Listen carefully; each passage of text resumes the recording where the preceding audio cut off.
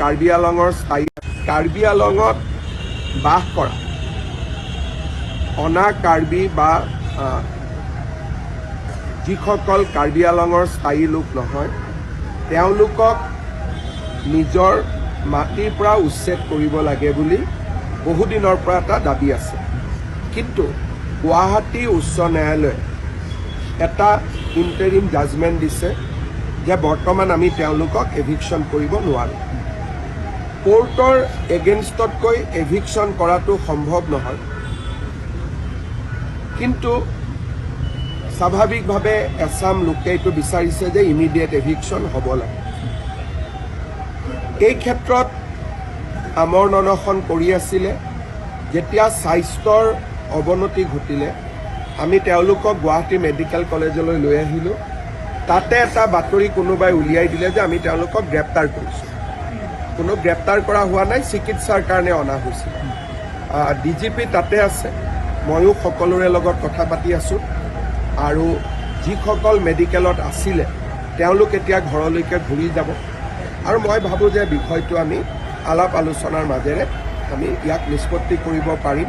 কাৰণ হাইকোৰ্টৰ ৰায় এটাৰ বিপক্ষে আমি কিবা এটা কৰিম বুলি ক'লেও কৰিব নোৱাৰোঁ, কিন্তু আমি একেলগে হাইকোৰ্টত কথাটো আলোচনা কৰিব পাৰোঁ বা এক্ৰছ দ্য টেবুল বহি আমি আলোচনাও কৰিব পাৰোঁ। মন্ত্ৰী ৰণোজ পেগু তালৈকে গৈ আছে আৰু DGP ইতিমধ্যে তাত উপস্থিত হৈছে। মই ভাবোঁ যে ঘটনাটো আমি নিয়ন্ত্ৰণত আনিব পাৰিম আৰু পৰৱৰ্তী সময়ত যিসকলে এইটো আন্দোলন কৰি আছে তেওঁলোকৰ লগত মই নিজেও কথা পাতিম। মোৰ বিশ্বাস আছে যে আমি সমস্যাটো আলাপ আলোচনাৰ মাজেৰে সমাধান কৰিব পাৰিম। মই তাকে কৈছোঁ যে তুলিৰাম ৰংহাঙে নিজেও বিচাৰে যে আমি এভিকশ্যন কৰোঁ, কিন্তু হাইকোৰ্টৰ অৰ্ডাৰ হ'লেতো তুলিৰাম ৰংহাং নহয়, ময়ো কৰিব নোৱাৰোঁ। গতিকে যোনেই ঘৰ আক্ৰমণ কৰিছে বা থানাখনতো অলপ আক্ৰমণ কৰিব চেষ্টা কৰিছে, এইটোৱে সমাধান একো নানে।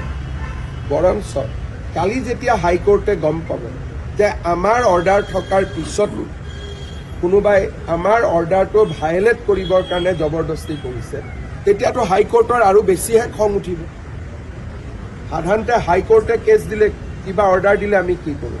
হাইকোৰ্টলৈকে আহোঁ। হাইকোৰ্টে নামানিলে আমি সুপ্ৰিম কোৰ্টলৈকে যাওঁ।